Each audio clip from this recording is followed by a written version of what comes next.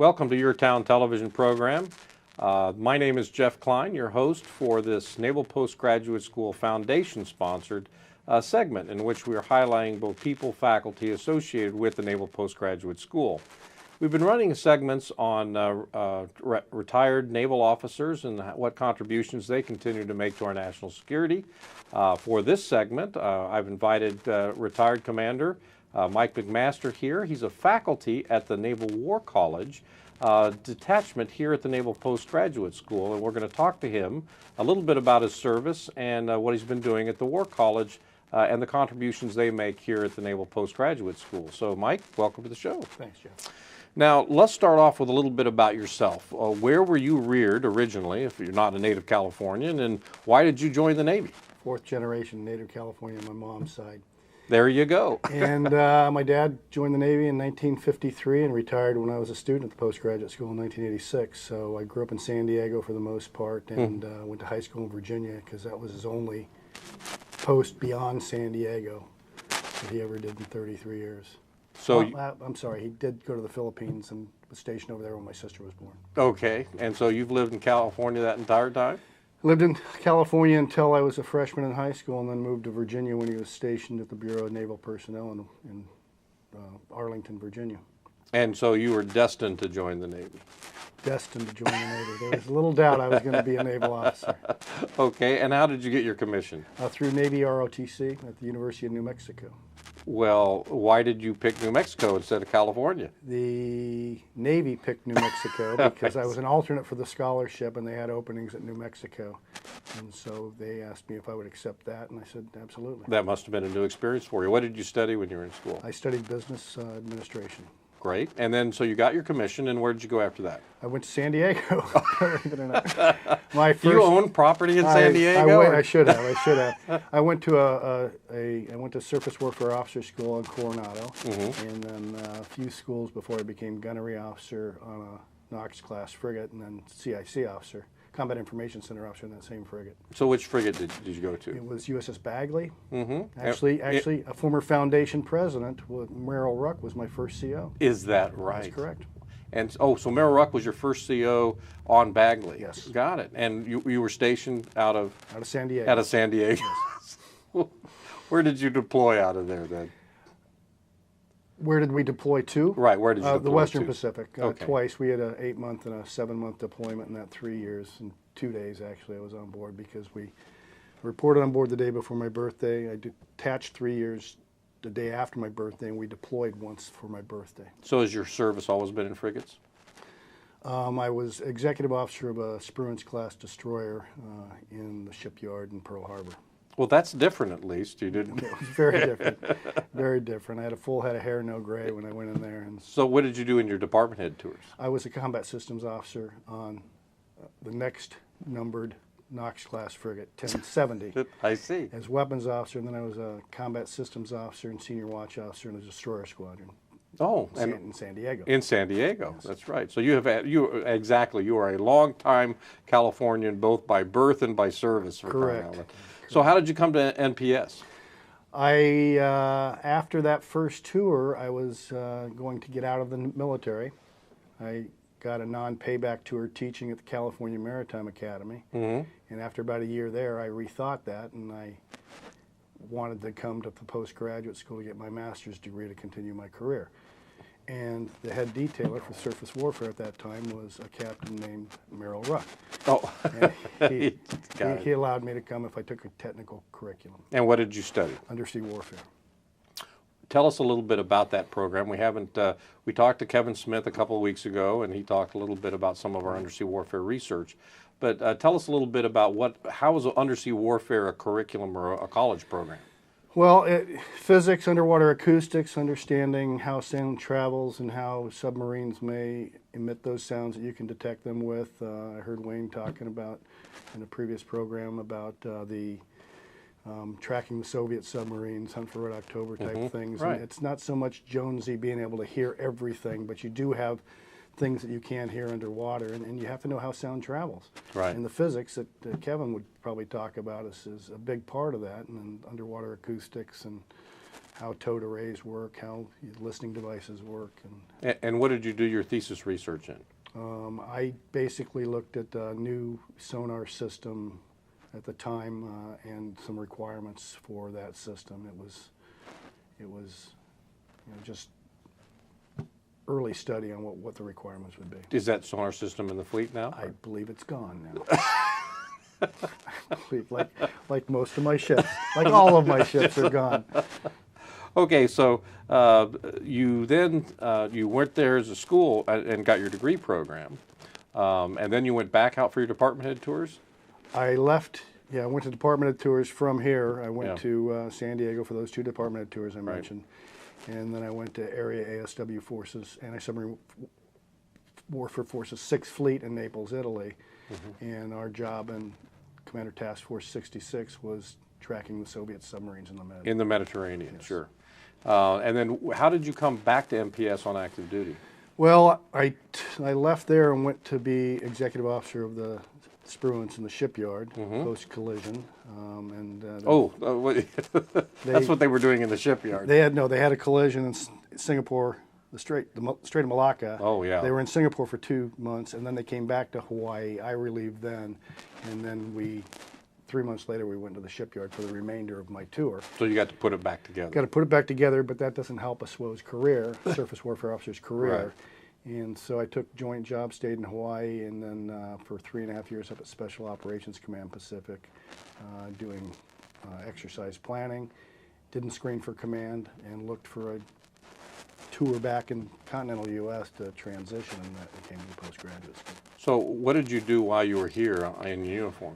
2 different things. I was a curriculum officer for the groups, undersea warfare, electronic warfare, information warfare, space systems operations. So these are Special groups. operations. Yeah, these Academic are groups. Academic groups. Now, an academic group at MPS is a collection of faculty from different disciplines Correct. who teach an applied field in some way. Is that right? Yes. Okay, and so you had all those students? I had all those students and all those programs as part of my responsibilities, and this is under the old Naval Postgraduate School system before we shifted to the current student program student officers, services program officers, yeah, yeah. that sort of thing. So you actually were their main point of contact point for of contact everything. for everything. So how many students did you actually see while you were in that job? I did that for a couple years, so I really don't know, because then I became the deputy dean of students and deputy director of programs for the last 2 years. Oh, so then you had the entire school, not just those Correct. programs, but you had to worry about all the students. So you must have seen a lot of interesting students come through. Over the years, Yeah. over the years, yeah. I was curriculum officer for the first Brazilian astronaut when he got selected, Oh, wow. Marcos Pontes. A lot of interesting students. So you transitioned out of the Navy while you were here in uniform, and you were selected by the Naval War College as a faculty member. First, tell us a little bit about why the War College, which is in Newport, Rhode Island, has a staff of faculty here at the postgraduate school. At the level of the students here, they're at the level they should be getting their joint professional military education, the Phase 1, the earliest joint education they get. And so by having them here, they can take the courses through the at the postgraduate school from the War College faculty and get that joint professional military education block checked. So describe what that is. What is a joint professional military education? Why should the lieutenants or captains even worry about it? Yeah, I guess lieutenants, lieutenant commanders, and captains. Yes, and majors. And the joint staff has certain educational objectives they want the students to meet. They want the officers to meet to become joint qualified officers and work with other services. Okay. And so these programs are multi-service in the classroom, and plus they teach all the students some common language on how to speak with other services, how to plan with other services, how the Pentagon and that area works for all the services. And we also teach a course in strategy, which talks about the American experience and how strategy impacted wars in the military. It's more of taught by our PhD historians. So even regardless of whether they're studying electrical engineering or business management, by taking these courses, they get their professional strategy lessons as well, and the joint talk, how we work in the Pentagon and the businesses. What other courses are offered? There's 3 courses, Okay. and it's Joint Maritime Operations, which is the operations planning course. There's Theater Security Decision Making, which is next level up, really looking at from the combatant commanders, all the regional commanders, and the Pentagon, and budget and things of that nature. And then the third one is, as I mentioned, the Strategy and War course, which is the American experience in certain American wars. So how many students does the War College normally get in a single year? I'd say 250 Wow. or so. So how many faculty here are We here? have about 19 faculty. And what courses do you teach? I teach the operations planning course, the Joint Maritime Operations course. And so in that environment, do you get a chance to interact with a lot of students across campus and find out what research they're doing for their graduate degrees? Does that ever interface with their planning?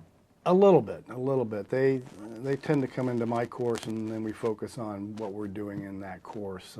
We don't often overlap with their research. You can hear at the end of their time here when they're talking about their thesis anxiety. Right, I see. You know, well, they really don't want to be writing papers for you. Yeah, they don't want to is be that writing it? papers for me, and they want to get their, this thesis thing is what I hear a lot. And that's when you start, hearing, and you ask who their advisors are, and you generally know, the different curriculums, who people are working with. Now, you have been active in the local community quite extensively, both at national level and the local city area. Let's start at the national area first. You have been running the Surface Navy Association chapter in Monterey for some time. So tell us a little bit about that organization and what you do. Basically, let's see, the Surface Navy Association, particularly here, is we have 130 lieutenants that are surface warfare officers, and to try to get them professional development while they're here in their field, and get senior leaders and visitors that might be working on new surface warfare technologies or tactics and strategy, get them here to talk to the students. It also helps the students with their initial network, because these are going to be the officers they're going to work with the rest of their career. Certainly. What I do is I just kind of bring them together and advise them. This is the only chapter in the nation that's run by lieutenants. And so I try not to be overbearing on them, but I'm the guy that knows where all the pencils are, and you're not going to waste 3 hours looking for a pencil if you come talk to me. And it's interesting because the chapter the last 2 years, the lieutenants, Zach Martins and Lieutenant Kelly Guffey, both won the Chapter Excellence Award at the National Symposium. So not only do we have run by lieutenants, but we have the best chapter. We have one of the across best the nation, chapters, because yeah. they give 3 Chapter Excellence Awards or so a year. Oh, I see, okay. And this is the first time in my 18, 19 years of advising that they've won that award, and 2 years in a row. So what are some of the activities that the Surface Navy Association puts on for campus and for their officers? Welcome receptions for the new students, new surface warfare students, to meet the other surface warfare officers here. Admiral Roden, the current SWO boss, will come up, and they'll have a join up and talk with him in smaller settings, maybe brown bag lunches, maybe lectures, and talk to all the surface warfare officers about his. Now you have older members as well, is that correct? Not just the students? Not just the students, yeah. We do have a lot of retired members around here. You're one, I'm one. So, obviously they come to these things as well. But again, they let the students, take the lead, which is good for them. So tell us, there's an award that's also given, the Surface Navy Association Award, to students doing particular research on related research to surface warfare itself.